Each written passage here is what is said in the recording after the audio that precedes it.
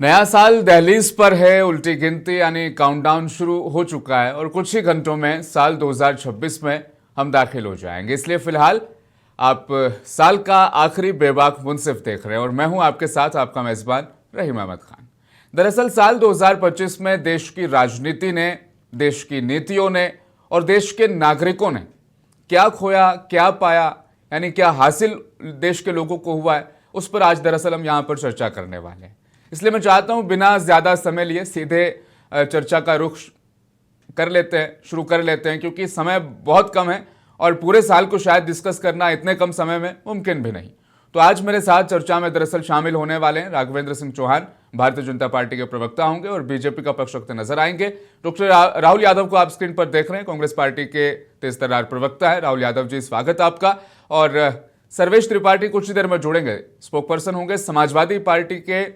अखिलेश यादव की तमाम रणनीतियों को हम उनसे डिस्कस करेंगे, लेकिन इस बीच विष्णु पांडे जी हमारे साथ चर्चा में शामिल हो चुके हैं, आम आदमी पार्टी के प्रवक्ता हैं। विष्णु जी, आपका भी बहुत बहुत स्वागत। चुनौतियों भरा यह साल रहा, लेकिन राहुल यादव जी, कांग्रेस के लिए फिर से शायद वही सूरत हाल रही, कुछ ज्यादा हाथ लगा नहीं। दिल्ली वाला वो रिकॉर्ड कायम रहा, बिहार में बहाली, उसके बाद वोट चोरी पर भी शायद जनता का उतना साथ नहीं मिला जितनी उम्मीद थी। ऑल ओवर किस तरीके से रहा ये कांग्रेस पार्टी के लिए साल 2025? देखिए, 2025 खत्म हो रहा है, देश 2026 में प्रवेश कर रहा है। लेकिन आज देश जश्न नहीं मना रहा, देश हिसाब मांग रहा है। और हिसाब ये है कि देश ने क्या खोया और क्या पाया, और इसकी जिम्मेदारी है नरेंद्र मोदी जी और भारतीय जनता पार्टी की सरकार की। देखिए, मनरेगा को जिस तरीके से मनरेगा को कमजोर करके भाजपा द्वारा गरीब से काम छीना गया। मनरेगा कोई मुफ्त योजना नहीं है, ये गरीब का काम करने का अधिकार है। 2024-25 में मनरेगा का बजट 86,000 करोड़ रखा गया, जबकि जरूरत करीब 1.5 लाख करोड़ की थी। सरकारी MIS डेटा कहता है कि भाजपा के शासनकाल में काम मांगने वाले करोड़ों लोगों को पूरा काम नहीं मिला। भुगतान 60 से और 120 दिन तक रुका रहा। कई जगह पर जो है मजदूरों को आधा पैसा भी नहीं मिला। ये बचत नहीं है, ये गरीब से रोजगार छीनना है।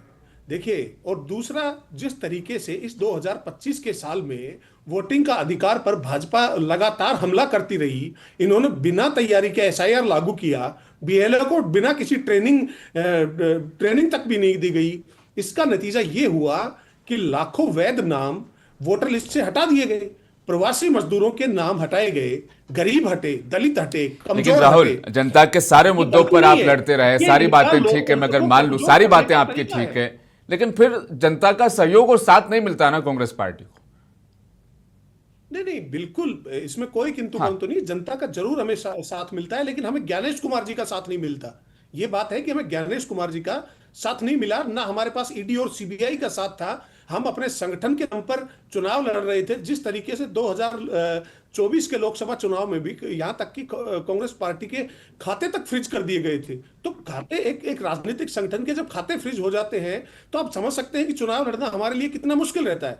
हम मुद्दों की बात लेकर, जनता के हितों की बात लेकर जनता के सामने जाते रहे हैं और आगे भी भविष्य में जाते रहेंगे। नतीजे भले ही कुछ भी रहो, नतीजे किसी के सिद्धांतों का और विचारधारा का पैमाना नहीं हो सकता। तो आज जो है, हम जिस तरीके से हम मुद्दों को लेकर जनता के सामने गए, इनके शासन में अमीर सारी और क्रेडिबिलिटी, गरीब हाँ, होता जा रहा है। ठीक है, वो ठीक है, वो जो जिस खाई की आप बात कर रहे हो उस पर सवाल कर लेंगे, लेकिन वोट चोरी हो रही है देश में। उसी वोट चोरी के मुद्दे को लेकर बिहार में पूरी यात्रा निकालते हैं, फिर 60 में से सिर्फ 6 सीटें आती है। समझ रहे हैं आप बात? तो आत्ममंथन वाला मसला भी है। बिल्कुल, जिस तरीके से चुनाव आयोग ने राहुल जी की प्रेस कॉन्फ्रेंस को लेकर एक भी जवाब नहीं दिया वोट चोरी को लेकर, और जिस तरीके से 10-10 हजार रुपए आचार संहिता के दरमियान लोगों के, महिलाओं के खाते में डाले गए, क्या यह आचार संहिता का उल्लंघन नहीं था? क्या ज्ञानेश कुमार को दिखाई नहीं दे रहा था? क्या चुनाव आयोग के चुनाव आयुक्त सारे सोए हुए थे? किसी ने कुछ नहीं देखा ना। तो सवाल यह है कि हम मुद्दों को लेकर चुनाव जाते चलो, सफाई बहुत दी राहुल। कुछ उपलब्धियां गिनवा दीजिए कांग्रेस पार्टी की। चलो, साल 2025 में कांग्रेस के लिए ये राहत भरा रहा, ये काम हमने अच्छे किए, सरकार को या तो मजबूर कर दिया या हमारी ये पर्सनल जो है वो कामयाबी रही यहां पर। देखिए देखिए, हमने बिल्कुल बिल्कुल हमारी बहुत बहुत सारी कामयाबी रही। जिस तरीके से राहुल जी इस लड़ाई को लेकर, सिद्धांतों की लड़ाई को लेकर और गरीबों और वंचितों की लड़ाई को लेकर देश की जनता के सामने गए और उन मुद्दों को उठाया, उनमें हमने सरकार को बहुत सारे यूटर्न करवाए। देखिए, लेटरल एंट्री पर सरकार ने यूटर्न किया, हम्म। ब्रॉडकास्ट बिल पर सरकार ने यूटर्न किया, हम्म। वक्फ बोर्ड का पर जेपीसी बनी, हम्म। एनपीएस से यूपीएस करवाया, तीनों किसी काले कानून हमने वापस करवाए।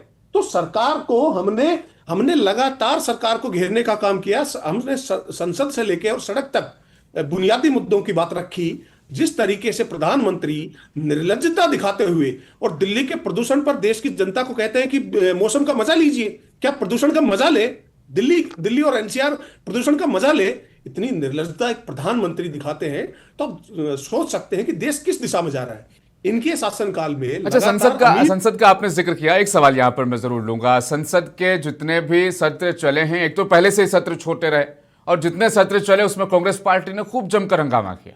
ऑपरेशन सिंदूर वाला वो सेशन में एक बार फिर से याद मतलब दिलाना चाहूंगा, मानसून सेशन 11 दिन तक लगातार हंगामा हुआ, लास्ट में ऑपरेशन सिंदूर पर चर्चा हुई थी।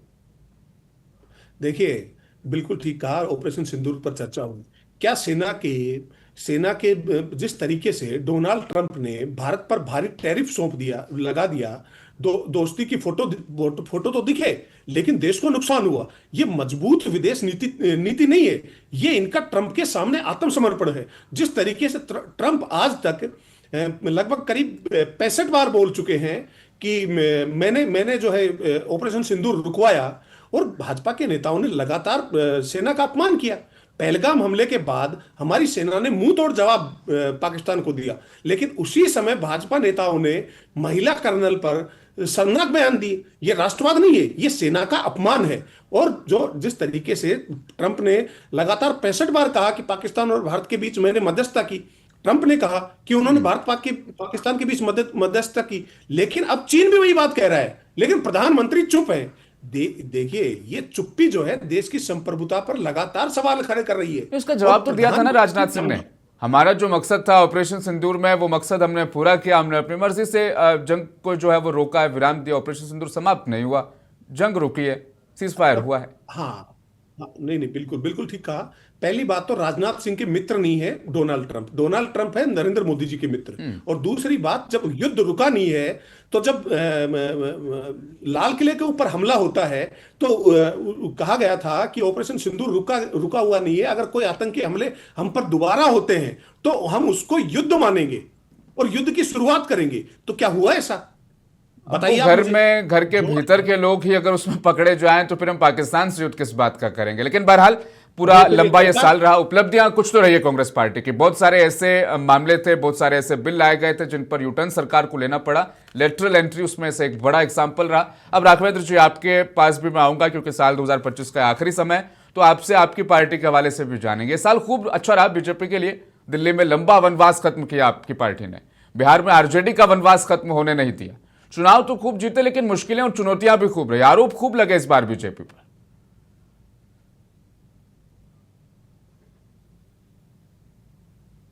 राघवेंद्र जी, आपकी आवाज मुझ तक नहीं पहुंच रही, शायद म्यूट किया हुआ आपने। धन्यवाद जी, अब आ रही है आवाज मेरी। हाँ, देखिए, 2025 के जाते जाते आपको बहुत बहुत धन्यवाद, बहुत बहुत शुभकामनाएं।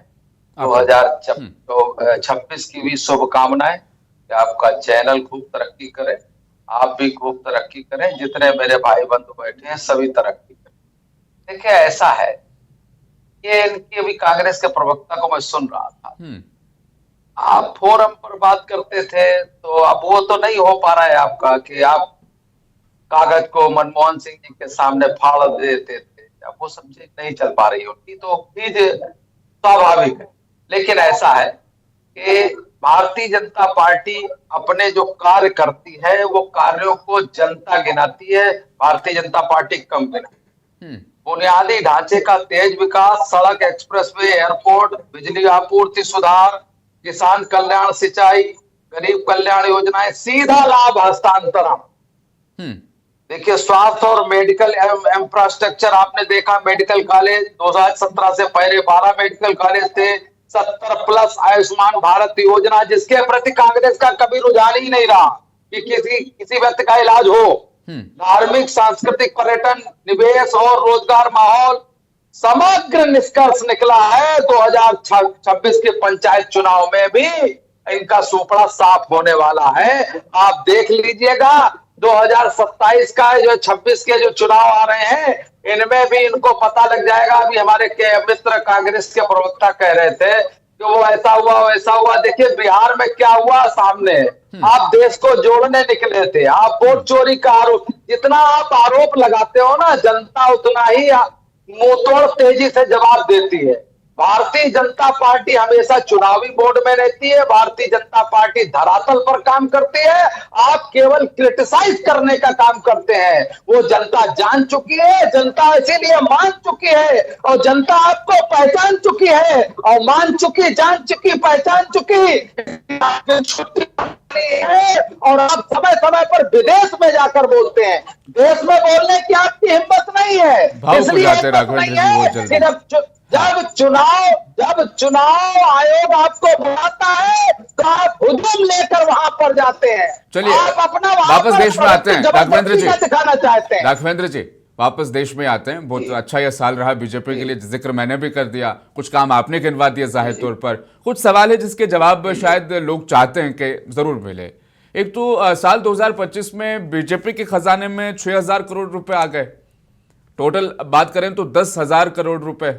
ये दरअसल कौन लोग, इतना पैसा भारतीय जनता पार्टी को कहां से मिल रहा है, कैसे, मतलब लोग जानना चाहते हैं, उत्सुक है कि इस साल 2025 में तो ताबड़तोड़ कमाई हुई है। अब इसको मैं कमाई कहूं या डोनेशन कहूं, वो आपके हिसाब से आप अपनी डेफिनेशन में शामिल कर लें। ये मैं रोकना चाहता था। हाँ देखिए ऐसा है, भारतीय जनता पार्टी का कार्यकर्ता धरातल पर काम करता है, धरातल की व्यवस्था में रहते हैं, और 4,000, 6,000, 10,000 जो भी करोड़ आप बता रहे हैं, क्या कांग्रेस की सरकार थी तो कांग्रेस का जो नेशनल हेराल्ड जैसा कांड सामने आया था, ऐसा कोई करतब हम लोग कभी नहीं करते। इन्होंने तो देश को लूटा था और राघवेंद्र जी, नेशनल हेराल्ड तो कोर्ट ने खारिज कर दिया, अब तो भूल जाइए उसे। नहीं, उसका चालू हो गया, दोबारा फिर उनकी हियरिंग चालू हुई है। अच्छा, निश्चित रूप से अब राघवेंद्र जी कह रहे हैं फिर से शुरू हो गया मामला, लेकिन राघवेंद्र जी थोड़ा सा सिंपल करता हूं। जैसे संसद में जो बयान दिया गया 231 करोड़ रुपए कांग्रेस के खाते में, बीजेपी के पास 10,000 करोड़ रुपए, 30 गुना ज्यादा। ये उछाल कहां से आया आखिर? यार भाई, तुम्हारा नेता बोलता, उनकी भी बात सुनो ना।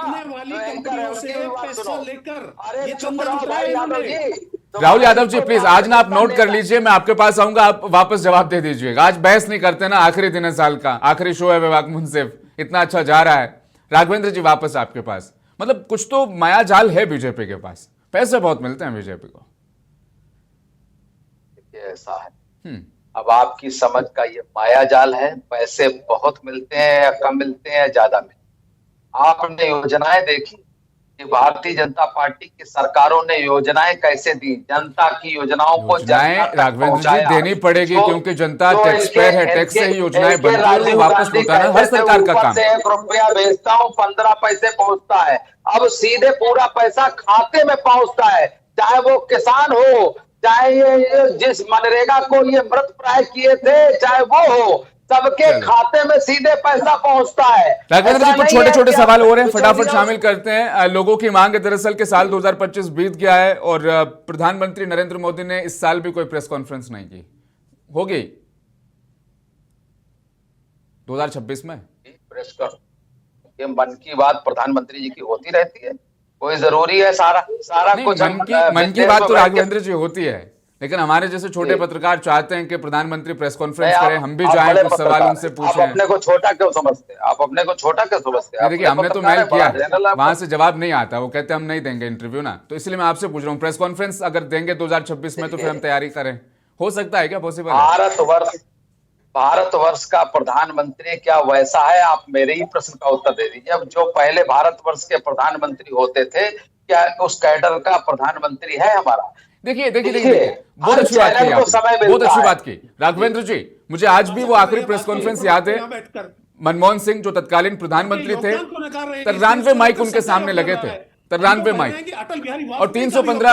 एक सेकंड प्लीज राहुल यादव जी बीच में नहीं, राहुल यादव जी बीच में नहीं, प्लीज अगर राघवेंद्र जी जानना चाह रहे हैं तो मैं बता दूं, आखिरी प्रेस कॉन्फ्रेंस जो तत्कालीन प्रधानमंत्री थे मनमोहन सिंह स्वर्गीय, 93 माइक थे, 315 पत्रकार सामने थे और धड़ल्ले से उन्होंने पूरी प्रेस कॉन्फ्रेंस की, 32 सवालों के जवाब दिए।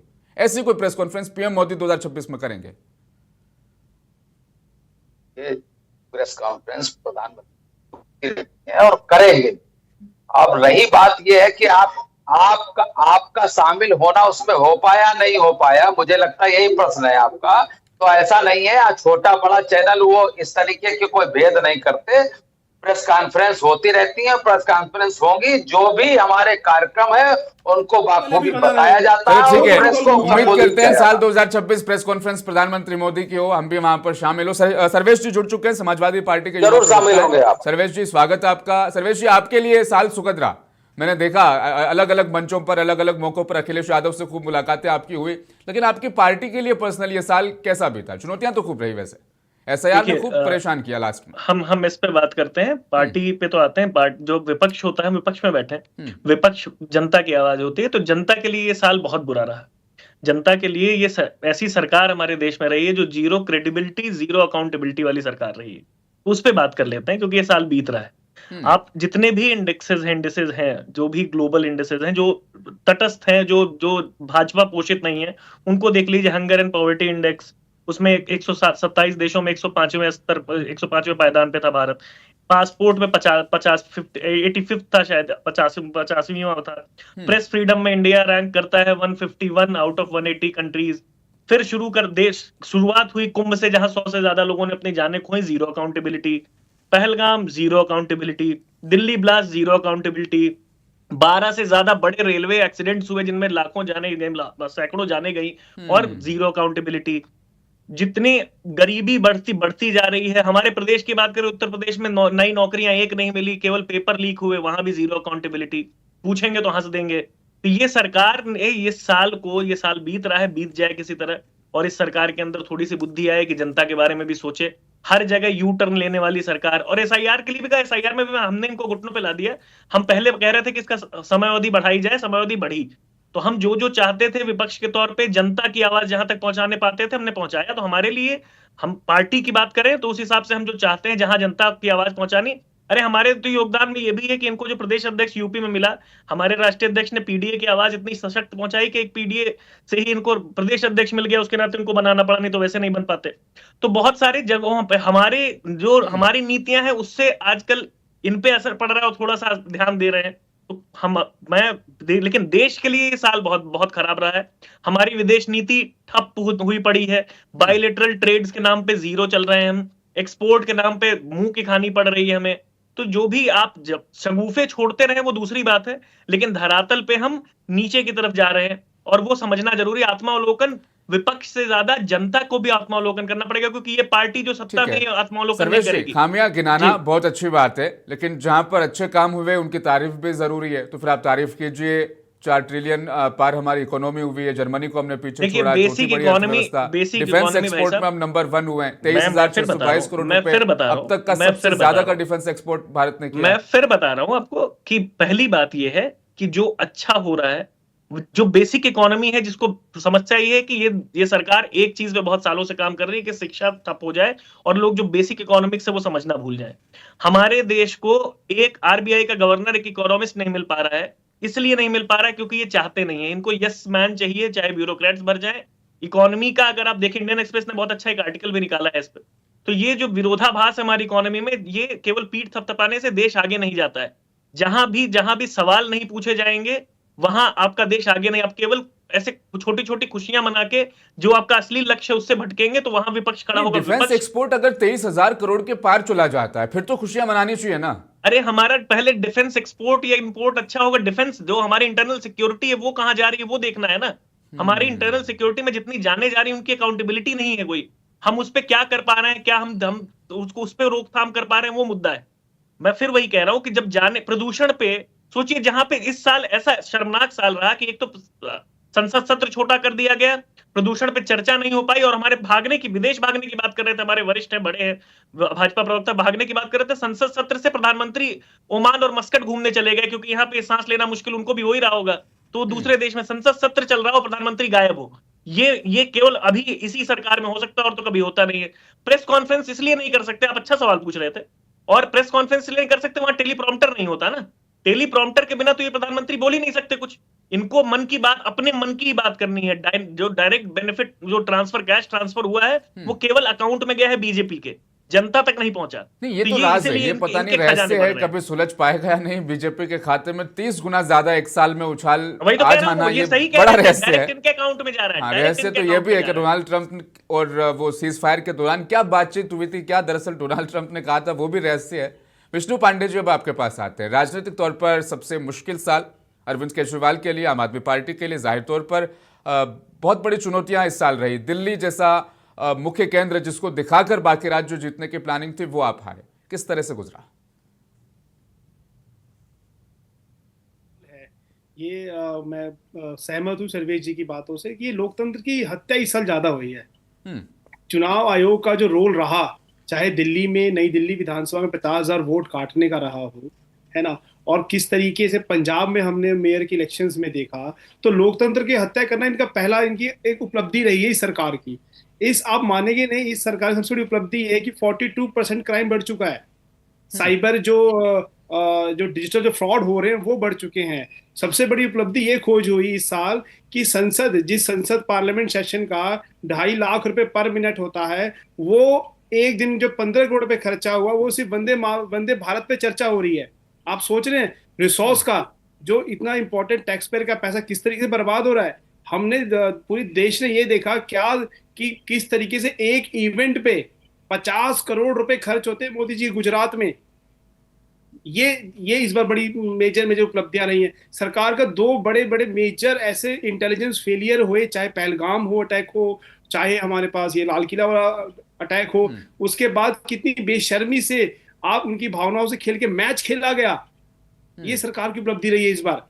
और आप एक चीज बताऊं, और सबसे बड़ी बात, दिल्ली में जो मुख्यमंत्री बनाए गए, जो बीजेपी ने ऐसे मुख्यमंत्री बनाए गए जिन्होंने एक ऐसे ऑब्जेक्ट टेम्परेचर की खोज करी जिससे एक्वे मॉनिटर हो जाएगा। ऐसे मंत्रियों की इस बार हमने खोज करी है कि जो पहाड़ को देख के ये कह सकते हैं कि तुझे जाना पड़ेगा। ऐसे मंत्री बिठाए रखे हैं जो DSSB के मतलब नहीं पता उनके डिपार्टमेंट का। तो देखिए, भारतीय जनता पार्टी को सिर्फ और सिर्फ लोकतंत्र के और जनादेश का उसको मान सम्मान करने कोई नहीं, उसको सिर्फ सत्ता से प्यारी है। अभी आपने बताया कितना सारा हजारों करोड़ रुपए के अकाउंट में आता है। ये सरकार सिर्फ अपने मित्र मंडल जो इनके हैं उनको किस तरह के पोर्ट दे दे, एयरपोर्ट दे दे, कोयला दे दे, बांग्लादेश में लाइट सप्लाई कर रहे हैं लोग, है ना। तो ऐसा कुछ बचा ही नहीं है जो अपने मित्र को ना दे। जब वो मित्रों को दे तो पैसा तो बढ़ेगा। आखिर 6-7 हजार करोड़ रुपए अगर मैं देखूं इस साल, तो यानी कि हर महीने कितना करोड़, 500 करोड़ रुपए आ रहा है पर डे। कितना हुआ सर, कैलकुलेट कर लीजिए कितना डोनेशन रिसीव कर रहे हैं लोग। तो जो सरकार जो है सिर्फ नाम के लिए, ये सरकार क्या बोले, नाम बदला, तीरथ सेवा। अब आप सोचिए कौन सी सेवा हो रही है। सेवा जनता की सेवा नहीं है हो रही है प्रधानमंत्री कार्यालय का नाम बदल के, वो सेवा अपने दोस्तों के लिए हो रही है। वो सेवा उनके किस तरीके से अपना उनका पैसा बढ़ जाए, किस तरीके से के लोगों का जो जनहित है उसका ठोकर पर उनसे खेलना है। तो भारतीय जनता पार्टी की इस साल कोई खास अचीवमेंट रही नहीं है। सिर्फ किसी भी तरीके से सत्ता में पकड़ बने, चाहे वो ईडी हो, चाहे एजेंसी हो, सब कुछ हो। लेकिन ये भी तो मानना पड़ेगा ना विष्णु के भारतीय जनता पार्टी को चुनाव नहीं हारती है, मतलब जनता पसंद करती है, जनता चाहती है कि सत्ता में वो बने रहे। सर देखिए ना, उनको स्कीम मिल गई है, कोई ना कोई स्कीम मिली, कोई फॉर्मूला मिला हुआ है। अब आप एक चीज सोचिए, अभी यूपी में जो ड्राफ्ट रेडी हुआ है, 2 करोड़ 90 लाख तकरीबन उसमें वोट काटे गए हैं। ऑन एवरेज मतलब 403 अगर विधानसभा है तो 71,000 वोट। आप समझ सकते हैं 71,000 वोट अगर डिलीट किए जाएंगे कि किसी भी ग्राउंड से, तो आप परिणाम खुद सोच लीजिए। मतलब आप तो सीधा सीधा ये आरोप लगा रहे हैं विष्णु के सारे चुनाव फ्रॉड करके जीते जा रहे हैं। ऐसा पॉसिबल नहीं हो सकता ना सर। नहीं, मैंने ये नहीं कहा। हाँ। आप डाटा पे बात कीजिए, जो डाटा इलेक्शन कमीशन दे रहा है कि अगर 2 करोड़ 79 लाख वोट अगर हटे गए, डिलीशन का ड्राफ्ट रेडी हुआ है, तो उसमें जो 403 जो सीटें हैं टोटल एमएलए की, उनको डिवाइड करिए, 71,000 वोट आता है हर विधानसभा ऑन एवरेज। तो ये अच्छा खासा एक नंबर्स जो है उनको डिलीट किया जा रहा है। आप किस तरीके, जहां पे भी नेगेटिव इंपैक्ट है हरियाणा में किस तरीके से हुआ, बिहार में किस तरीके से हुआ, महाराष्ट्र में तो बिल्कुल ही सरकार तो पार्टियां तोड़ के सरकार बदल दी गई है, और इनकी वॉशिंग मशीन में अजीत पवार को बैठ गए। आप समझ रहे हैं? तो एक वॉशिंग मशीन की खोज भारतीय जनता पार्टी ने करी है ना। और किसी भी तरीके से बस चुनाव जीतने का जो मकसद, जो सत्ता का जो लालच है, इनका सिर्फ नाम है सेवा। प्रधानमंत्री का जो नाम से नाम सेवा बदला गया है, लेकिन सिर्फ प्रमुख में सिर्फ सत्ता चाहिए किसी भी तरीके से। जो 2-3 बड़े इश्यूज यहां पर सामने आए, सबसे पहला सबसे बड़ा जवाबदेही, जिसे अकाउंटेबिलिटी कहते हैं, राघवेंद्र जी, उसको लेकर मैं आपके पास आता हूं।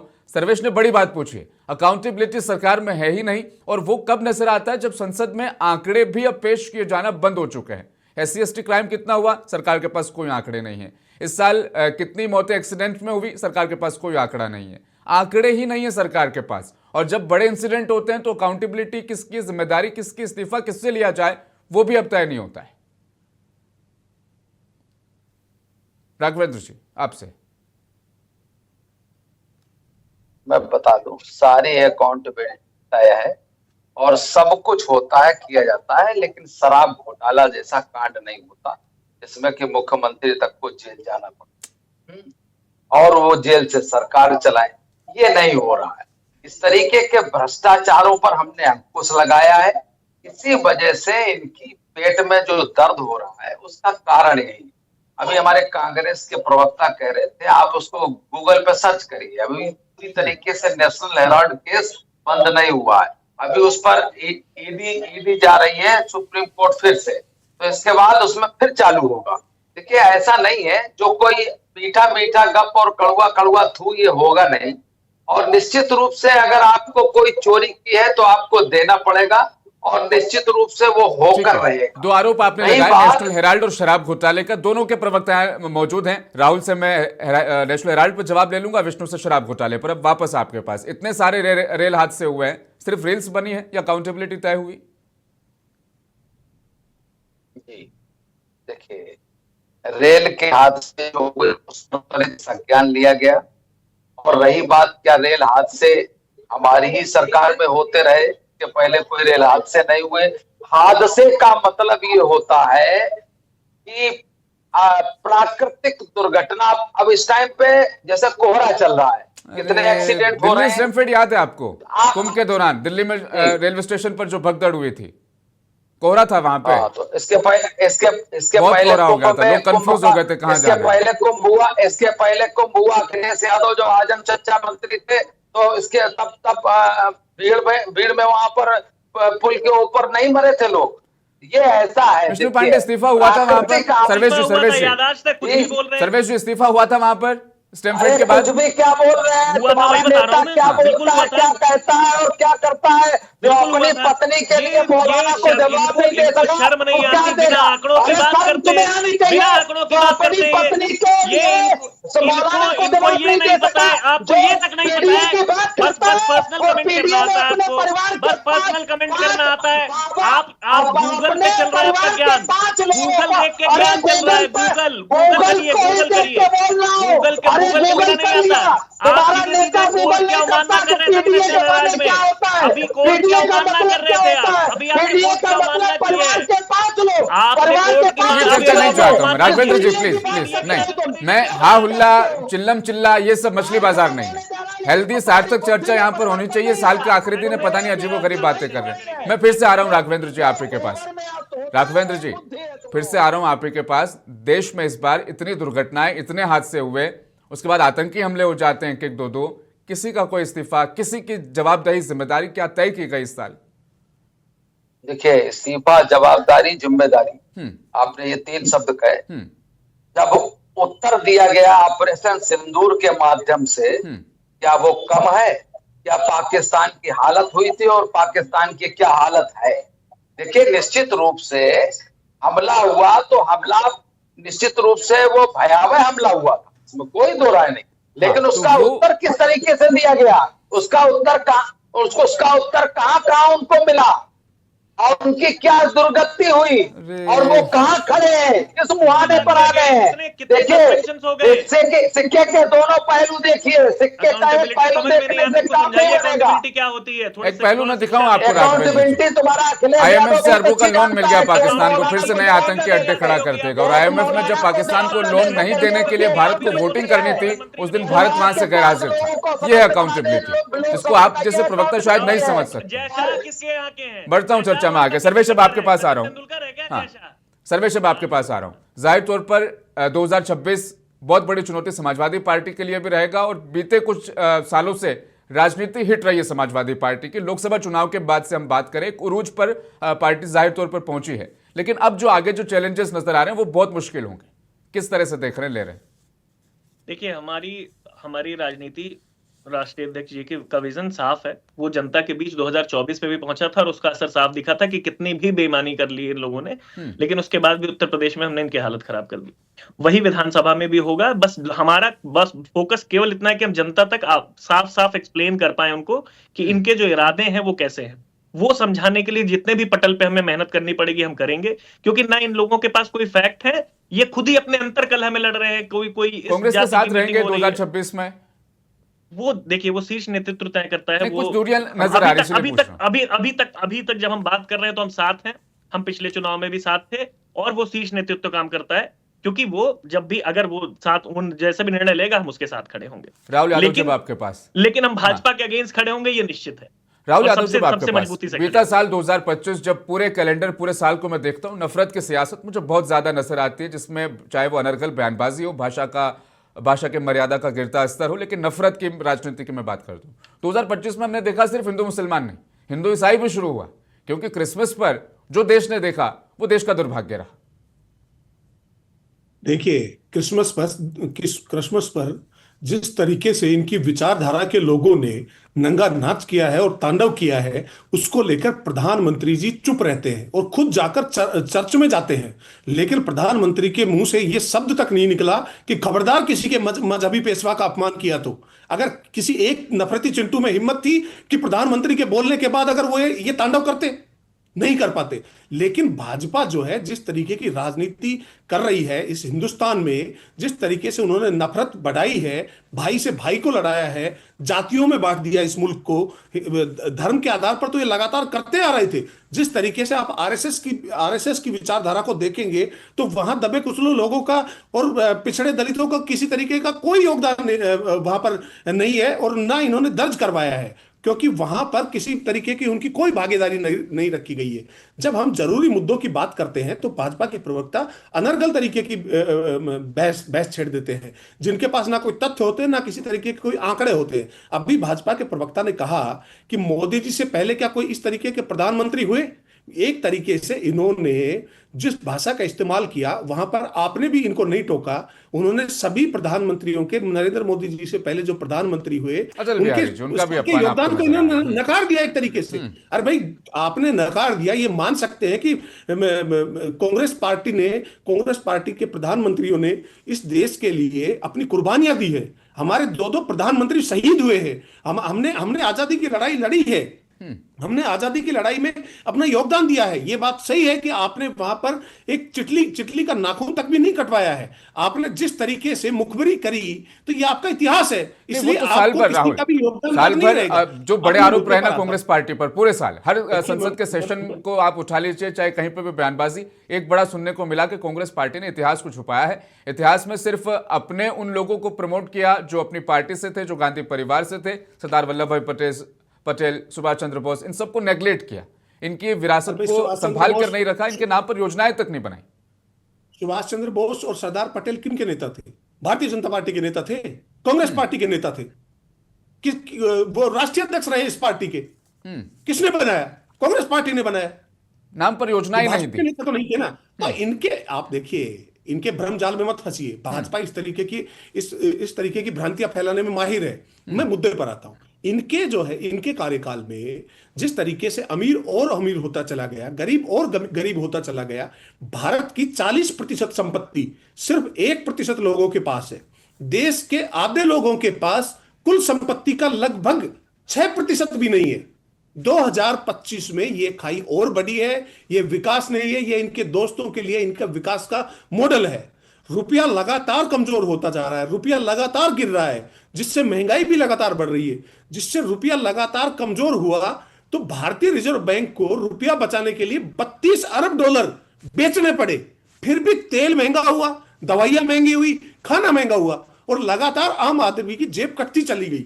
देखिए, और जिस तरीके से हम युवाओं को लेकर हम बात करें तो रेलवे की परीक्षा लीक हुई, शिक्षक भर्ती लीक हुई, पुलिस भर्ती लीक हुई। आज युवा पूछ रहा है कि मैं पढ़ाई करूं या दलाल ढूंढूं, लेकिन सरकार के पास इसका कोई जवाब नहीं है। देखिए, और लगातार इस सरकार का विदेश नीति भी लगातार फैल रही है। मोदी जी के मित्र डोनाल्ड ट्रंप भारत पर भारी टैरिफ लगाते हैं, दोस्ती के फोटो इनके खिंच के देश के सामने आते हैं। चलो, कम समय बचा है, जवाब ले लेते हैं, फटाफट ले लेते हैं। राघवेंद्र जी, सबसे पहले डॉलर पर रुपया गिरता है तो देश की मर्यादा, मान सम्मान सब कुछ गिरता है। 90 पार इस बार 2025 में, वो 400 पार तो शायद लोकसभा में नहीं हुए थे, लेकिन रुपया 100 पार जरूर हो सकता है, आसपास पहुंच गए। देखिए, भारतवर्ष की मान प्रतिष्ठा बढ़ी है और बढ़ती जा रही है। भारतवर्ष का जो भी व्यापार बढ़ा है वो केवल मोदी जी के समय में ही बढ़ा है। अरे यार, अब सुन लो यार, इसी प्रधानमंत्री का बयान था, ये दोगलाई मत करिए। अरे दोगले तुम हो यार, बेकार की बात करते हो, बीच में क्यों बोलते हो? मैं तुम्हारे बीच में बोला था। पत्रकार प्रवक्ताओं के राहुल गांधी हो, हमें लगता है राहुल गांधी तुम्हें हो, प्रवक्ता नहीं हो। क्या चर्चा में जा रहे हैं राघवेंद्र जी आप? ठीक है, राहुल जी रुकेंगे, बीच में क्यों बोलता है, बीच में क्यों बोलता है? ठीक है, अब जवाब पर रहते हैं ना आप ना। राघवेंद्र जी, दिक्कत ये करते हैं कि जवाब पर नहीं रहते, आप इर्द गिर्द की बातों में चले जाते। ऐसा है, भारत की मान प्रतिष्ठा, दृढ़ निश्चय, सैन्य शक्ति और भारत का व्यापार निरंतर बढ़ रहा है और बढ़ता जा रहा है।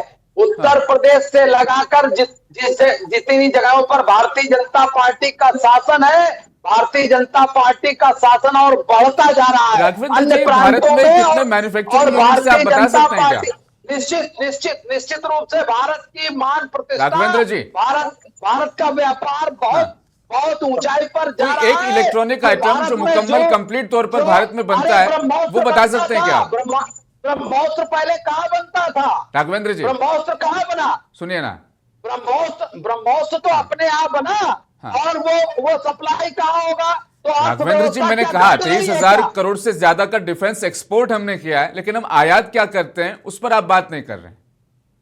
देखिए, आयात निर्यात सारी व्यवस्थाएं बढ़ती जा रही है। निश्चित रूप से हम एक ग्लोबल मार्केट में पहुंच चुके हैं और निश्चित रूप से हमारा व्यापार जो विदेशों में है वो बढ़ता जा रहा है। राघवेंद्र जी, एमएसएमई खत्म हो चुका है लगभग। जो मझले दर्जे के व्यापारी थे वो ताला लगाकर दूसरा कारोबार कर रहे, रैपिडो उबर में गाड़ियां चलाने पर मजबूर है।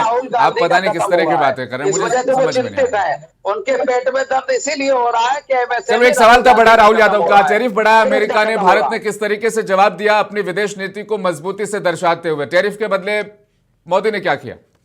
जल्दी जवाब राघवेंद्र जी, कम समय है।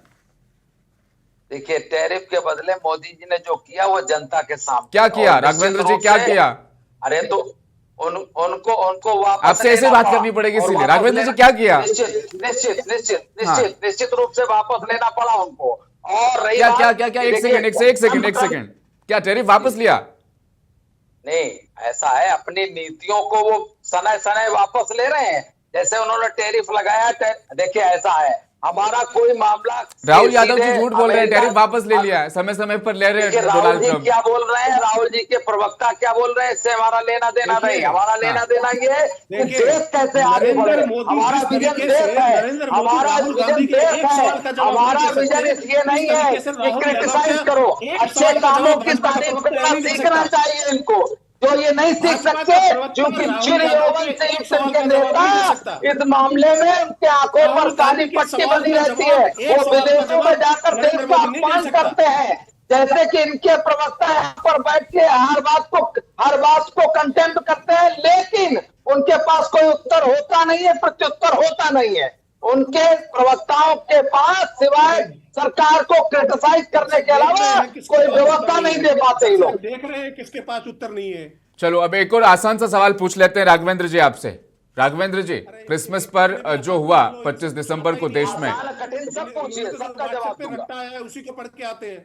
राघवेंद्र जी ठीक है। राहुल जब रुकते हैं, बहुत जरूरी सवाल, नफरत की सियासत इस साल उरूज पर रही, ये हेडर पर भी बार बार लिखा आ रहा है, नहीं पूछूंगा तो शायद दर्शक नाराज होंगे।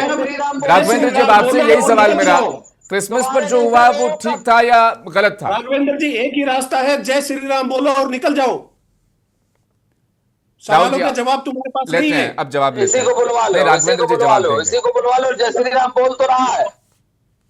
देखिए, साल का आखिरी दिन है, राहुल यादव जी नहीं लड़ते ना आपस में, देखिए, प्यार मोहब्बत से इस हाँ, पूरे एक यही घंटे तो- की यही चर्चा तो को मैं सार्थक कह रहा हूं। बनाते हैं। वापस आ रहा हूँ, राहुल यादव जब रुकेंगे प्लीज रुकेंगे, समय बहुत बर्बाद हुआ है। राघवेंद्र जी, नफरत की सियासत पर आपका क्या स्टैंड है, क्या बयान? कोई भी ऐसा घृणित कार्य हाँ, जो समाज के प्रति गलत है, उसकी भारतीय जनता पार्टी निंदा करती है, भारतीय जनता पार्टी निंदा करती रहेगी। और सरकार कार्रवाई लेकिन करती है। जो बहुसंख्यकों का या अल्पसंख्यकों का किसी का कोई दीगर अपमान किया जाएगा, उसको भारतीय जनता पार्टी कभी न सहन करती है और न सहन करे। ठीक है। अब गाजियाबाद में क्या होता है कि एक संगठन आगे आता है, तलवारें बांटता है, घर घर दरवाजे खटखटाते हैं, तलवारें बांटते हैं और कहा जाता है कि मुस्लिमों का नरसंहार करो। फिर 6 घंटे बाद यति नरसिंहानंद का बयान आता है, वो कहते हैं तलवारें बांटने से कुछ नहीं होगा, देश में ISIS जैसे ग्रुप बनाओ, संगठन बनाओ ताकि देश में गृहयुद्ध हो सके। क्या भारतीय जनता पार्टी में इतनी ताकत है यति नरसिंहानंद के खिलाफ कार्रवाई करे ताकि देश में नफरत की सियासत को रोका जा सके? ऐसा है, कोई भी ऐसा व्यक्ति जो समाज में नफरत फैलाएगा उसके प्रति कार्रवाई होती मैं है नाम और बता रहा हुई हूं, है। यति नरसिंहानंद, क्या कार्रवाई हुई उस पर? देखिए, ऐसे ऐसे तो मैं भी बहुत नाम बता सकता हूँ, कार्रवाई बहुत करवाइए नाम। ना फिर। और नहीं, कार्रवाई की गई, हाँ। बुलडोजर की कार्रवाई हुई उत्तर प्रदेश में। अच्छा। कितनी बुलडोजर की कार्रवाई? फिर कोडिन भैया का नाम आएगा आगे, फिर मुझे अखिलेश यादव बड़े याद आएंगे। के खिलाफ हुई, अतीक अहमद के खिलाफ हुई, जो माफिया था उसके खिलाफ हुई, अंसारी के खिलाफ हुई, कोडिन भैया के खिलाफ नहीं हुई, कोडिन के विषय में है। अखिलेश के खिलाफ भी होगी, अखिलेश के खिलाफ भी होगी, जो उन्होंने अपनी पत्नी का क्यों नहीं कर दी? अपमान गलत का होता तो कोई कर जवाब चुके नहीं हो, दिया तो उस मौलाना फिर राघवेंद्र जी, आप जवाब से कोई खिसक जवाब गए, नहीं हट दिया। गए। विष्णु जी आपके पास आता हूँ, बहुत लंबा ये चर्चा का दौर रहा, जवाब आज आ ही नहीं रहे, कहीं से भी नहीं आ रहे। आपसे चाहूंगा जवाब। अब तैयारी दरअसल आम आदमी पार्टी ने कर ली, एक बार फिर गुजरात में डेरा डाले बैठे हैं, फिर गोवा भी पहुंच गए, मुंबई BMC भी चुनाव, देश के बाकी सारे हिस्सों में एक्टिव है, लेकिन दिल्ली में प्रदूषण के मुद्दे पर उतना मुखर होकर शायद आम आदमी पार्टी नहीं लड़ पा रही है। नहीं, क्यों नहीं लड़ पा रही आप बताइए ना। हमने ही तो सरकार को जगह है। क्या आपने देखा होगा मॉनिटरिंग स्टेशन पे किस तरीके से लोग पानी बरसा रहे हैं? ये किसने दिखाया है? सौरभ भारद्वाज जी ने दिखाया जाके। ये मैंने रात में खुद वो वेरीफाई किया था। और उसके जस्ट सामने आनंद विहार की बात बीजेपी जैसे मुखर होकर बात करती थी, दिल्ली गैस चैंबर बन चुका है, वो आंदोलन नजर नहीं आ रहे हैं। तो सर देखिए, पढ़ी लिखी सरकार है नहीं दिल्ली में ना, उनको ये पता ही नहीं है कि पहले तो AQI मेजरमेंट किससे करना है, टेम्परेचर उसको बोलना है कि AQI बोलना है। उनके मंत्री पढ़े लिखे ही नहीं है, जो मन में आता है वो बोल देते हैं। जब पढ़ी लिखी सरकार होगी ही नहीं तो समस्या का समाधान कैसे निकलेगा? जब आप मंत्रियों की बात कर रहे हैं, यहाँ प्रधानमंत्री पढ़े लिखे नहीं है। अब आप एक चीज सोचिए, जब इनको पता था कि दिल्ली में हमेशा हर साल पॉल्यूशन रहता है, तो सितंबर में 5000 बसें क्यों हटाई इन्होंने दिल्ली से? वो 3 महीने का एक्सटेंशन हो सकता था। पब्लिक ट्रांसपोर्टेशन बिल्कुल क्रैश कर दिया था इन्होंने। अब आप एक चीज सोचिए, जब हर साल जब हमारी सरकार थी 15 सितंबर को ही विंटर एक्शन प्लान बनता था और 1 अक्टूबर से लागू होता था। दिल्ली में जब ग्रैप 14 अक्टूबर को लग जाता है, 16 अक्टूबर को विंटर एक्शन प्लान की मीटिंग होती है। और मैं ये दावे के साथ कह सकता हूं, बीजेपी प्रवक्ता को 25 सूत्रीय प्लान पता नहीं होंगे। और एक चीज सोचिए, सबसे बड़ी बात ये हो गई कि पोल्यूशन का असर लोगों के फेफड़ों पे था। LG साहब के तो दिमाग पे पड़ गया। उन्होंने लेटर लिखा और पूर्व मुख्यमंत्री को लिख दिया। अरे कम से कम अपने मुख्यमंत्री को पूछ तो लेते कि आपके विंटर एक्शन प्लान थे क्या, लोग प्रोटेस्ट क्यों कर रहे हैं, आप पानी क्यों छिड़का रहे हैं? तो समझिए ना कि ये सरकार गंभीर है ही नहीं। आज किसी देखिए, हम ये क्यों कहने की विदेश नीति में सरकार फेल हुई है। पाकिस्तान को मार्च में वर्ल्ड बैंक से अप्रूवल, $102 मिलियन का अप्रूवल था। और वर्ल्ड बैंक का चेयरमैन कौन है? बीजेपी प्रवक्ता को पता ही नहीं होगा, अजय बग्गा जी हैं। अब आप एक चीज सोचिए, अजय बग्गा को चेयरमैन होते हुए भी उसके बावजूद भी फंडिंग मिल रही है, पूरे साल फंडिंग मिली है। सबसे बड़ा इंसिडेंट तो ये रहा था कि उस वोटिंग से भारत गैर हाजिर था। भारत चाहता ही नहीं था कि वो फंड रुके। सर वर्ल्ड बैंक की बात हो रही है ना, World Bank chairman Ajay Bagga ji हैं और उनकी मीटिंग इंडिया में हुई है, प्राइम मिनिस्टर से मीटिंग हुई तो होती है यहाँ पे, और अप्रूवल मार्च में $102 मिलियन का उसको कई पैसा मिल चुका है वो। अब आप सोचिए तो इसका मतलब फेलियर है आप इंटेलिजेंस फेलियर। और सबसे बड़ी बात, कल जब अमित शाह जी की पीसी हुई उसमें एक पत्रकार ने पूछा कि सर आपने जो माइग्रेट लोग आ रहे हैं बांग्लादेश आप क्यों नहीं रोक पाए, तो क्या जवाब दिया कि वहां पे फेंसिंग नहीं है बांग्लादेश में, तो जब हमें बांग्लादेश सरकार जो कलकत्ता जो गवर्नमेंट होगी वो हमें फेंसिंग के लिए लैंड देगी तो हम फेंस करेंगे और रोकेंगे। सर क्या जवाब देते हैं? गृह मंत्री ऐसा कमजोर हो सकता है? कह रहे हैं मैंने 7 लेटर लिखे हैं ममता दीदी को कि हमें लैंड दे दीजिए, लैंड दे दीजिए। सर क्या जो नेशनल इशू में कोई स्टेट कभी मना कर सकता है? ये राजनीति का मकसद है इनका। मतलब आप सोचिए कि पश्चिम बंगाल में फेंसिंग ही नहीं हुई है और उसको जब कंट्रोल करने की बात पूछी जाए तो उनको पूछा जाए कि बीएसएफ क्या करेगी, वो तो कहीं से भी आ सकते हैं, फेंसिंग के लिए हमें लैंड नहीं मिली, हमने 7 लेटर लिख दिए ममता दीदी को। तो आज आपको ये इलेक्शन से 3 महीने पहले याद आ रहा है? आप 12 साल से आप इस देश में हो, 3 बार आप सरकार चुन चुके हो, आप जनता ने आपको विश्वास दिया है, और आप हमेशा रोहिंग्या मुसलमान के बहाने में, अदर कम्युनिटी के बहाने के मुकाबले में आप बेधड़क लोकतंत्र की हत्या करे जा रहे हो, वोट काटे जा रहे हो अनाप शनाप। बिहार में कितने करोड़ों वोट काटे गए, अब आप कितने मंत्रियों का 1,22,000 वोट आया है। क्या ऐसा क्या संजीवनी लेके लोग बैठे, क्या मंत्र लेके बैठे हुए हैं? कई मंत्रियों का तो 1,22,000 वोट है सीक्वेंस से, 1,22,000 4,400 सीक्वेंस से वोट आए सीरीज से। तो ये बिल्कुल ही फेल ही रहा ये इस साल भारतीय जनता पार्टी के लिए बिल्कुल ही बेकार सरकार रहा है। देश में ऐसी कोई उपलब्धि हासिल ही नहीं हुई है। अब आप एक चीज, पूरा सिस्टम लग जाता है कुलदीप सेंगर को बचाने के लिए, पूरा सिस्टम लग जाता है कुलदीप सेंगर को बचाने के लिए मजबूरन। और अरावली में जो क्या हालात रहे, पलटना पड़ा इनको, आखिर सुप्रीम कोर्ट को उसमें इंटरफेयर करना पड़ता है। ऐसी स्कीमें ले आते हैं सर, अपने जो मन में आया अपने दोस्तों को वहां पे रिजॉर्ट खोलने के लिए वो वहां पे लेके आते हैं और बिल को रिवाइज कर देते हैं कि 100 मीटर की पहाड़ियां जो पर्वत होंगी। सर 93% अरावली जो है वो 100 मीटर की है। पूरे मुद्दे को अरावली के मुद्दे को पूरे देश ने देखा है और पूरा राजस्थान और पूरा दिल्ली में तमाम जो लोग हैं वो एकजुट हुए, पूरा मामला सबके सामने रहा और उसके बाद सुप्रीम कोर्ट का वो फैसला आना ऐतिहासिक रहा अपने आप में। ये पूरा इनकी तपस्या में बहुत कमी रही। राघवेंद्र जी, लेकिन जिस बयान का वो जिक्र कर रहे थे विष्णु पांडे, गृह मंत्री अमित शाह का एक बयान मुझे भी याद है। चुनाव के दौरान कहा था कि बिहार में उद्योग इसलिए नहीं क्योंकि जमीनें नहीं। फिर अडानी को 1,050 एकड़ जमीन ₹1 प्रति वर्ष लीज पर दे देना, इसी का जिक्र ये कर रहे थे राहुल यादव कि अमीरों को और अमीर बनाया सरकार ने, गरीबों को और गरीब बनाया। तो देखिए सरकार में बैठे हैं, सरकार भी जो बैठी है वो जवाब देंगे, प्रवक्ता जवाब देंगे। राघवेंद्र जी आपसे एक तरफ तो बिहार में जमीन नहीं उद्योग लगाने के लिए, फिर अडानी को आपने ₹1 प्रति वर्ष लीज पर 33 साल के लिए 1,050 एकड़ जमीन दे दी। समझ रहे हैं? आसाम में भी अब तैयारी चल रही है। देखिए ऐसा है, आप बिहार की बात कर रहे हैं या आसाम की बात कर रहे हैं कि पूरे देश की बात कर रहे हैं? पूरे देश की बात कर रहा हूं राघवेंद्र जी। भागलपुर में दे दी है, असम में काजीरंगा में देने की तैयारी है और देश के कई हिस्सों में देने की तैयारी। ठीक है, हाँ। कोई कार्य कर रहा है तो कार्य करने के लिए सरकार का क्या कर्तव्य होना चाहिए आप ये भी बता दीजिए। कोई कार्य हो रहा है, कोई बिजली प्लांट बन रहा है तो जमीन पे नहीं आकाश में बनेगा क्या? आप बताइए। और अगर उसको कोई धरातल पर कार्य किया जा रहा है देश के लिए और देश की अर्थव्यवस्था और देश की, क्या नायाब तर्क है ये। नेशनल हेराल्ड वाले ये बात ना करें तो ज्यादा ठीक रहेगी। हाँ। बीच में ना बोले। नहीं आप कर दीजिए राघवेंद्र जी, अच्छा लग रहा है सुनने में। हाँ, अडानी को दे दी तो उसको देश हित में दी। अडानी को दे दी या किसी या इनके समय में क्या उद्योगपति थे ही नहीं, उद्योगपति नहीं थे इनके समय। एक बोले देखिए भाजपा कितनी सशक्त है, ये सब एक साथ वार करते हैं लेकिन भाजपा उसके बाद भी जवाब देती है। आप खुद ही देखिए ना गाँव जुट जाते हैं बिना तथ्य के जवाब देखिए, सवाल का जवाब नहीं है शुरुआत से लेकर अभी तक। देखिए जवाब आपने कितना अच्छा दिया उसने मुल्ला को, ये हमें मालूम है। उस मौलवी को कितना अच्छा जवाब दिया था, ये मैं मालूम। हाँ, विष्णु रखिए अपनी बात रखिए, जल्दी जल्दी अरे जल्दी, कम समय महिला है। मौलवी तो भाई जिसने डिम्पल यादव के लिए इतने अभद्र भाषा का प्रयोग किया था, डिम्पल यादव के लिए अभद्र भाषा का प्रयोग किया था। अरे शर्म तुम्हारे नेता को आनी चाहिए जो अपने बाप को गद्दी से हटक के खुद अध्यक्ष बन गया। शर्म तो तुम्हारे एक सेकंड आवाज म्यूट की जाए, एक सेकंड आवाज म्यूट की जाए, एक सेकंड। राघवेंद्र जी, ये चर्चा का तरीका बिल्कुल ठीक नहीं है। जब आपसे सवाल पूछा जा रहा है, उसका उत्तर पूछा जा रहा है, आप पर्सनल अटैक करने लग जाते हैं।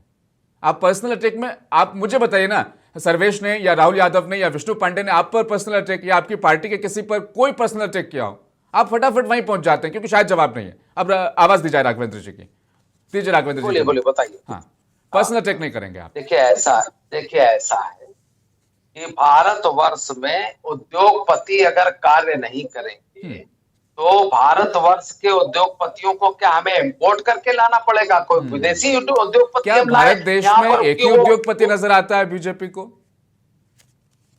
इसके पहले क्या एक ही उद्योगपति था? जो अन्य सरकारें थी इसके पहले 75 साल के शासन में उद्योगपति एक ही था क्या? जब उत्तर प्रदेश में शासन मुलायम सिंह यादव का था, हमारे प्रवक्ता जी बैठे हुए हैं समाजवादी पार्टी के, जवाब इस पर राहुल यादव आपका फटाफट जल्दी, बहुत कम समय बच रहा है। को लगाया। आऊंगा विष्णु, आ रहा हूँ। देखिए निश्चित रूप से राहुल यादव जल्दी जवाब इस पर। पार्टी कर रही है देश हित का। राघवेंद्र जी रुकेंगे ना देश हित में? प्लीज देश हित में कुछ तो रुकिए, आप थोड़ा सा तो रुकिए देश हित में, आपका योगदान रहेगा देश के लिए बहुत बड़ा। राहुल यादव जवाब आपका। देश जा चुका है। हाँ, देखिए भाजपा के प्रवक्ता के पास आपके और हमारे विपक्ष के सवालों का एक का भी जवाब नहीं दे पाए शुरू से लेके। हेराल्ड का भी जवाब दे दिया, हेराल्ड का भी जवाब दे दिया, पर्सनल राघवेंद्र जी, हेराल्ड का भी जवाब दे दिया, हेराल्ड का जवाब कोर्ट ने दे दे दिया, अवमानना कोर्ट ने दे दिया, कोर्ट अभी दे रहा है, कोर्ट अभी दे दिया।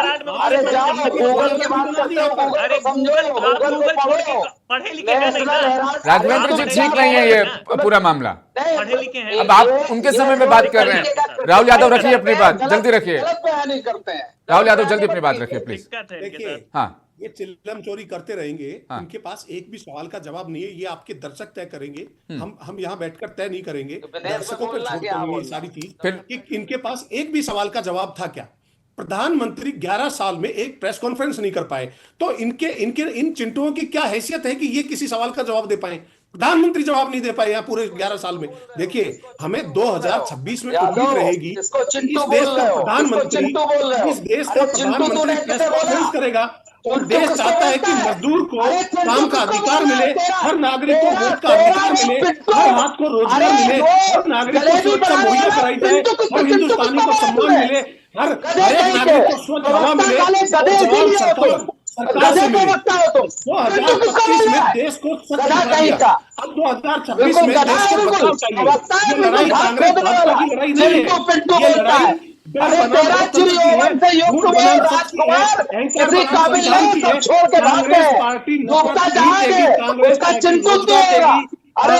लास्ट कमेंट लेते हैं विष्णु यादव, आपका लास्ट कमेंट। ये चर्चा बिल्कुल खराब सी अंतिम क्षणों में हो रही है। विष्णु जल्दी आपका पक्ष रखिएगा। 2026 की उम्मीद रहेगी।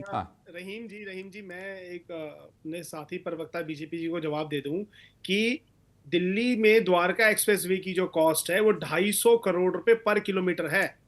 ये पैसा बांटा है आपने व्यापारी को, 250 करोड़ रुपए पर किलोमीटर की कॉस्ट आई है और कैबिनेट ने उसको 9 बार उसको रिवाइज किया है। ये बीजेपी की गवर्नमेंट ने रिवाइज की, ये सीएजी की रिपोर्ट है पहला। और दूसरी सबसे बड़ी बात ये आती है कि देखिए ये डिबेट के बाद जैसी बातें खराब तो हो ही गई, जिस तरीके से इनके पास जवाब तो किसी चीज का भी नहीं है। ये एक जवाब ये नहीं दे पाए कि आखिर क्या रीजन है कि अडानी ने 84% फोल्ड 84 गुना एसेट्स 2014 से लेकर अब तक अपना बढ़ाया है। 84 गुना समझते सर? फिर भी कोई रिश्ता नहीं है, फिर भी कोई रिश्ता नहीं है। 2025 का ये आखिरी विभाग मुंसिफ देख रहे थे आप। कुछ सवाल जल्दी से ले लूंगा। राघवेंद्र जी, देश में महंगाई मुद्दा है, चीजें महंगी है या नहीं, क्या लगता है आपको? देखिए अगर महंगाई है तो महंगाई का निदान भी है, महंगाई का निदान भी होता है। पिछले सरकारों में अब ये जैसे चिल्लाते हैं 2025 में क्या बेरोजगारी देश में रही या बेरोजगारी थी ही नहीं? नहीं, ऐसा तो नहीं किसी ने कहा कि बेरोजगारी नहीं थी। आप भी नहीं मानते? बेरोजगारी तो देश में थी, लेकिन उसको दूर करने के पूरे प्रयत्न किए गए। पूरे इनके जैसे चिंटुओं को बंद कराया करिए, क्यों बुला लेते हैं चिंटुओं को? अरे भाई 2047 में जवाब दोगे क्या? अरे प्रधानमंत्री ने चिंटू तो तुम चुप रहो इसके लिए यार, आए तो बेकार सवालों के जवाब। बेकार के आदमी हो तुम, बेकार आप के क्यों आदमी दे हो, रहे हो? पता नहीं एक कहाँ आखिरी से सवाल पकड़ के आ रहे हो। 2025 की इस बेबाक मुंसिफ में मेरा राघवेंद्र जी, 2025 में मैंने बहुत ज्यादा ये महसूस किया, इस देश में आंदोलन प्रोटेस्ट करना शायद गुनाह हो गया है। अब कोई भी कहीं भी किसी से सवाल नहीं पूछ सकता है, किसान दिल्ली नहीं पहुंच पाते, इंडिया गेट के बाहर धरना नहीं दिया जा सकता है। हाल ही में हमने कुलदीप सिंह सेंगर से पीड़ित उस परिवार को देखा जिसको उठाकर गाड़ियों में बंद कर दिया गया। 2025 में आपको कुछ ऐसा याद हो राघवेंद्र जी जहां पर लोगों ने सवाल पूछा हो, प्रोटेस्ट किया हो और सरकार ने गंभीरता से उसे सुना? कुलदीप सिंह सेंगर कहाँ पर हैं? मैं फिर जवाब मांग रहा हूं राघवेंद्र जी, मैं अंत में बोल दूंगा दर्शकों को, एक भी जवाब नहीं दिया, मैं मजाक नहीं कर रहा हूं, मैं बोल दूंगा राघवेंद्र जी 200% फिर से पूछ रहा हूं सवाल अपना। सेंगर को जेल की हवा किसने खिलाई? कुलदीप सिंह सेंगर पर मुकदमा किसने दर्ज कराया? राघवेंद्र जी, कुलदीप सिंह सेंगर को सजा कैसे हुई? क्या बात करते हैं आप? चलो ये न्याय लास्ट राउंड लेते हैं फटाफट जल्दी से। सर्वेश क्या इस देश में सवाल अब पूछे जा सकते हैं? बड़ा है ना, बनने देंगे इसको। क्योंकि किसान सवाल पूछे तो खालिस्तानी, कोई और पूछ ले तो फिर विदेशी ताकतें, विदेशी फंडिंग, तमाम चीजें, क्या सवाल पूछना बंद कर दिया जाए? रहीम भाई, फ्रीडम ऑफ प्रेस 100% सवाल पूछे जाते हैं, लेकिन जायज सवाल का जायज जवाब दिया जाता है। चिंटू पिंटू नहीं दिया जाता है। ये बोलना ही नहीं देंगे। राघवेंद्र जी कम समय बचा है, सबको मुझे एक मिनट का समय देना है। कह रहा हूं कि फ्रीडम ऑफ प्रेस में आपने देख लिया, इंडेक्स में हम कहां हैं, बहुत गिरे हुए 108 नंबर पे पहुंचे हुए हैं। बाकी चीजों का जवाब पूरी दुनिया देख रही है, हम जो कर रहे हैं। लेकिन एक नाम और लिया था, मैं उसका जवाब दे दूं क्योंकि अगर उसके बिना चला जाएगा तो मुझे खराब लगेगा। वो सरदार पटेल का नाम लिया था, बहुत बड़ा नाम है हमारे देश के लिए, बहुत कुछ किया उन्होंने। उनके नाम पे मैं याद दिला दूं, अहमदाबाद में क्रिकेट स्टेडियम था, मोटेरा जिसको बोलते थे, उसको रीनेम किया गया प्रधानमंत्री के नाम पे। हमारे जो भी प्रधानमंत्री हैं, सरदार वल्लभ भाई पटेल स्टेडियम, सरदार वल्लभ भाई Patel stadium got renamed into Narendra Modi stadium, प्रधानमंत्री रहते हुए। ये घटिया कार्य केवल भाजपा कर सकती है, उससे दोहरी राजनीति भी दिखाती है कि हम पटेल हमारे सगे हैं। विष्णु आपका समय अंतिम 1 मिनट आपके लिए भी। गूगल करेंगे हमारे विष्णु जी आपके लिए भी 1 मिनट दे रहा हूं मैं। विष्णु जी बहुत कम समय बचा, जल्दी शुरू कीजिए। अपने ही टाइम में ले लिया था, नेहरू गूगल करिए, जाइए गूगल करिए, भारत रत्न अपने ही टाइम में ले लिया था। गूगल करिए। विष्णु जी का समय, बाकी सब चुप रहेंगे सब, प्लीज प्लीज। हाँ देखिए, सबसे बड़ी समस्या यही है कि सर बोलने ही नहीं देते किसी को। हाँ। तो इसका मतलब फ्रीडम ऑफ स्पीच बिल्कुल बात ठीक है। अच्छा। यहाँ तो बात बोलने नहीं जा रही है ना। और सुनिए, हाँ। सवाल पूछना हमारा हक है, पर जवाब इनके हिसाब से मन का आएगा। समझ रहे हैं? जवाब इनका आएगा। और किस तरीके से गोल गोल बातें करना, लोगों को झोल में रखना, ये अगर सीखना है तो और कितने अच्छे और पढ़े लिखे और अनपढ़ मुख्यमंत्री अगर आपको देखने हैं तो बीजेपी की सरकार में आप देख सकते हैं, और दिल्ली में आपको मैं दिखा दूंगा। राहुल यादव जी आपसे लास्ट कमेंट लेंगे।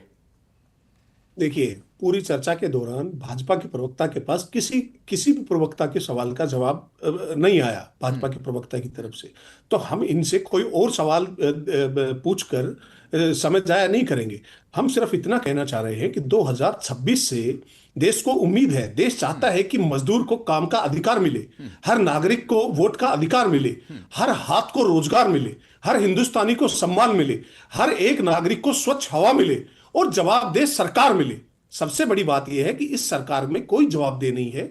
जो हो रहा है उसको अपने हाल पे छोड़ दिया जाता है। बिल्कुल, बहुत अच्छे नोट पे आपने चर्चा खत्म की। बहुत बहुत शुक्रिया आप सभी प्रवक्ताओं का मेरे साथ चर्चा में अंत तक बने रहने के लिए। अब दर्शकों को बताते चलें, दहलीज पर हम खड़े हैं कि 2025 को अलविदा कहें और 2026 का स्वागत करें। लेकिन जिस तरीके से बात राहुल यादव ने यहाँ कंक्लूड की कि जवाबदेह सरकार मिले, इस देश में फिलहाल प्रोटेस्ट करना, आंदोलन करना सबसे मुश्किल काम है। जब भी आप आंदोलन करेंगे कोई ना कोई टेग आपको मिल जाएगा। किसान है तो खालिस्तानी है, अगर आप CNRC के खिलाफ लड़ रहे हैं तो विदेशी ताकतें हैं, और अगर आप पहलवान बेटियां हैं, आंदोलन करना चाहती हैं तो फिर आप राजनीतिक आंदोलन है, ये राजनीति से प्रेरित है, तमाम आरोप लग जाते हैं। लेकिन अगर जवाबदेह सरकार होगी जो समस्याओं को एडमिट करेगी, अगर बेरोजगारी समस्या है तो उसे पहले एक्सेप्ट करना पड़ेगा, उसके बाद हम उस समस्या का निदान ढूंढेंगे। अगर महंगाई है तो पहले उस समस्या को समझना पड़ेगा। लेकिन यहां समस्याएं और सवाल शायद सुनने को तैयार कोई नहीं। मुंसिफ में फिलहाल इतना ही लूंगा आपसे इजाजत। बने रहें मुंसिफ टीवी के साथ।